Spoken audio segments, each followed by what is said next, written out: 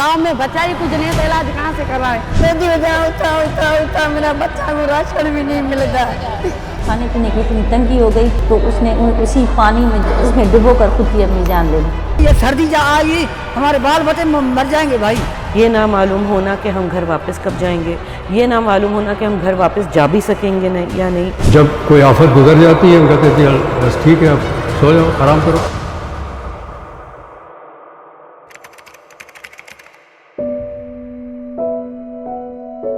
किसी भी जगह जब आफात आती हैं तो उनके मनफी असरात को ख़त्म करने के लिए 3 इक़दामात करना बहुत ज़रूरी होते हैं। सबसे पहला रेस्क्यू मतलब लोगों का बचाव, उसके बाद रिलीफ मतलब जिन लोगों को सदमा पहुंचा है उनके लिए थोड़ा सा आराम, और उसके बाद रिहेबिलिटेशन मतलब उनकी ज़िंदगियों की तरफ बहाली।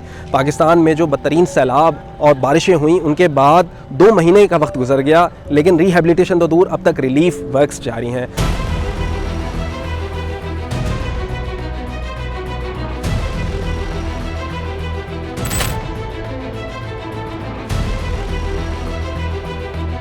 पाकिस्तान में आने वाले 2022 के सैलाब ने जहां दुनिया में तेज़ी से होने वाली मौसमियाती तब्दीलियों का भयानक जलवा दिखा दिया और कुदरत से छेड़छाड़ का नतीजा बता दिया, वहीं ये भी साबित कर दिया कि पाकिस्तान में आफत ज़दा इलाके और आफत ज़दा लोग अक्सर सिर्फ सरकारी गफलत का नतीजा होते हैं, और बजाय इक़दामात किए जाएं कि इनकी ज़िंदगियों की तरफ तेज़ी से बहाली हो, सालों तक सिर्फ इमदादी काम ही चल रहे होते हैं। रेस्क्यू का फेज़ इस दफ़ा बहुत लंबा चला है, इतना लंबा होना नहीं चाहिए। अब सैलाब के बाद 2-3 महीने अब गुजर चुके हैं, अभी तक जो लोग हैं उनके पास बहुत सारी इमदाद पहुंची नहीं है। चंद इलाकों में वो पूरा जहाँ पे ये राइस का फसल है वो तो मुकम्मल तौर पे तबाह हो गया है, और गंदम का फसल तो अभी होने के लायक ही नहीं है क्योंकि अभी तक पानी खड़ा हुआ है। गंदम की जो फसल है उसकी प्लांटेशन नवंबर में होती है। अगर ये पानी नवंबर तक नहीं जाता तो उनकी अगली फसल भी नहीं होगी। तकरीबन 20 यूसीज है वो पूरे पानी के नीचे हैं, और हमने जो काथा लगाया है कि अभी हम ऐसे समझो कि गंदम के फसल तक भी ये पानी नहीं निकाल सकते हैं। शहर रोड ये पूरा इंडस हाईवे जो जहाँ पे हम खड़े हुए हैं ये तकरीबन 35 किलोमीटर तक अभी भी पानी उसके ऊपर खड़ा हुआ है, और पानी निकालने के लिए दिन रात कोशिश जारी है कि हम इसको पानी, अभी भी ये मशीनरी खड़ी हुई है। सबसे बड़ा क्राइसिस आप लोगों से अगर बात करें वो इस वक्त 2 चीज़ें कहते हैं, तो बीमारियां फैली हुई हैं, दूसरी चीज़ पानी हटाएं। वो कहते हैं आप पानी हटाएं तो हम बहुत कुछ खुद ही कर लेंगे। अब डी वाटरिंग जैसे हमने बात, सिर्फ गंदम की बात नहीं है, उनके जो खड़े मकानात हैं वो ज़ाहिर सी बात है जो मिट्टी के थे वो तो बह गए, मगर जो मिट्टी के नहीं भी थे वो खड़ा पानी जो है उससे तो वो बहुत डैमेज होता है। तो जिनके पक्के घर भी थे वो घर कोलैप्स हो जाएंगे या हो गए हैं। अगर सही वक्त पर सही पॉलिसीज बना ली जाएं और इन पर अमल पैरा हुआ जाए, पुरानी गलतियों से सीखा जाए, इलाकाई मसलों के लिए इलाकाई हल तलाश किए जाएं, और हर इंसान को उसकी माली हैसियत, उसके रंगो नस्ल, उसके मजहब और उसकी सनफ से बालातर होकर सिर्फ इंसान ही समझा जाए, तो आफात और आफात से होने वाली तबाहियों पर बेहतर तरीके से और बेहतर हिकमत अमली से काबू पाया जा सकता है।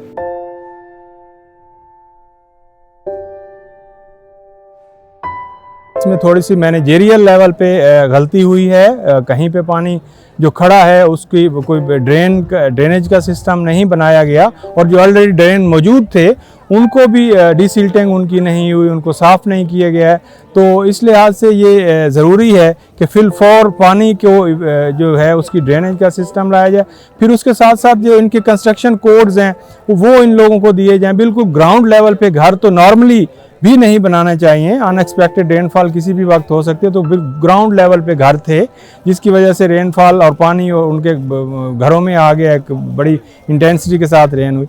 तीसरा ये है कि जब तक डाटा हमारे डेवलपमेंट सेक्टर के पास नहीं होगा हम उसके लिए इंटरवेंशन प्लान नहीं कर पाएंगे। सो हमारी अपनी टीम्स तो डाटा टाइम टू टाइम हमारे साथ शेयर करती रहती हैं, बट यहाँ इस प्रोविंस में मुझे थोड़ी सी फील हुई है कि डाटा की कंपाइलेशन लेट है और वो नहीं हो पा रही उस अंदाज से जिस आवाज़ से मल्टी सेक्टरल हमें चाहिए कि यहाँ पे हाउसेज कितने डैमेज हुए हैं, एनिमल्स का लॉसेज कितने हैं, इंफ्रास्ट्रक्चर कितना है, और गवर्नमेंट इंफ्रास्ट्रक्चर और स्कूल्स हैं। 2010 में हमें बहुत सारी चीज़ें पता चली थी कि क्या सैलाब तो आएगा, वो तो कुदरत का निज़ाम है, लेकिन सैलाब से जो नुकसान होता है उससे बचने के लिए क्या करने की ज़रूरत है। पहली बात यह है कि आप सैलाब के रास्ते में घर बनाएंगे वो तो डूबेगा, आप इजाज़त क्यों देते हैं घर बनाने की? पूरी बस्ती बन जाती है, गांव शहर बन जाता है, इक़दाम नहीं करते। मैं कह रहा हूँ ना 2010 के जो हमने लेसन्स लर्न किए थे उस पर इम्प्लीमेंटेशन ही नहीं हुई। उस पर बात भी नहीं हुई बाद में किसी सतह पे। उस वक्त ये था कि सखर बराज के ऊपर से एक कनाल बनाए जो पानी को डाइवर्ट करे, और दरिया सिंध और इंडिया के बॉर्डर के दरमियान एक रिवर है हाकरो, इट्स अ डेड रिवर। 500 साल पहले शायद वो था रिवर, लेकिन वो रिवर अभी भी वाज़े है, उसका चैनल मौजूद है। वो उसको उसमें मिट्टी शिट्टी जम गई है, उसको डेप्थ करना पड़ेगा, उसमें वो कंक्रीट से लाइनिंग करनी पड़ेगी। ज़्यादा पानी हो सखर से पहले तो वो खोल दे वहाँ पर, वो पानी डाइवर्ट हो जाएगा तो यहाँ नहीं आएगा। इसी तरह मंछर लेक का प्रपोजल था कि वो पानी, दरिया का पानी मंछर लेक की चारों तरफ, जैसे लैंग्वेज आम इस्तेमाल करता हूँ, दीवारें बढ़ा के उस मंछर लेक की कैपेसिटी बढ़ा दे, तो कुछ पानी मंछर लेक में स्टोर कर दे। ये परमानेंट अरेंजमेंट है। अच्छा, पॉलिसी बनाते नहीं। जब कोई आफत गुजर जाती है हम कहते हैं चल बस ठीक है, अब सो जाओ, आराम करो।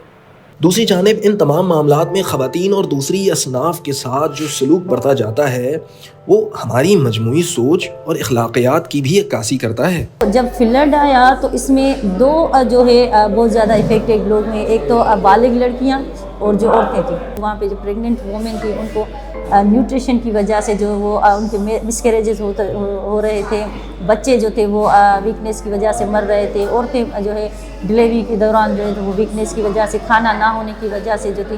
पहले ही हमारी काचों की सिचुएशन ये थी कि हमारी जो काचों की औरत होती है वो जो भी खाना होता है वो अपने मर्द बच्चों को देती है, फिर अपने लिए बच्चा तो खाती है नहीं, तो वो अपने खुद को इतना जो है ध्यान नहीं देती, इग्नोर करती है। जो थोड़ा सा राशन मिलता था, 1 किलो आटा मिलता था या थोड़ी सी दाल मिलती थी, तो वो चाहती थी कि मैं अपने बच्चों को और मर्दों को खिलाऊं, वो खुद पे ध्यान नहीं देती थी। हालांकि उनको ये पता था कि मेरे पेट पे बच्चा पल रहा है। रिवायती तौर पे ख़वातीन का जो घर से एक बहुत डीप ताल्लुक़ होता है, क्योंकि उनकी अक्सर सिर्फ फ़िज़िकल सिक्योरिटी नहीं मगर एक एहसासात की भी एक जो इमोशनल सिक्योरिटी है वो भी घर से इस तरह से टाइड होती है कि अपनी जगह हो। मेंटली बहुत डिस्टर्बिंग चीज़ भी है कि घर से घर बदर हो जाना, ये ना मालूम होना कि हम घर वापस कब जाएंगे, ये ना मालूम होना कि हम घर वापस जा भी सकेंगे नहीं या नहीं, और अभी तो पार्ट्स ऑफ सिंध में ये भी नहीं पता कि घर क्या उस गाँव में भी वापस जा सकेंगे या नहीं, क्योंकि हो सकता है कि ये जो थोड़े इलाके पानी में हो वो शायद मुस्तकिल तौर पर कोई तरह की लेक या झील बन जाए। अभी हम सिंध के डिस्ट्रिक्ट दादू में हैं, जो आदाद शुमार के मुताबिक सबसे बदतरीन मुतासर हुआ है इन सैलाबों से।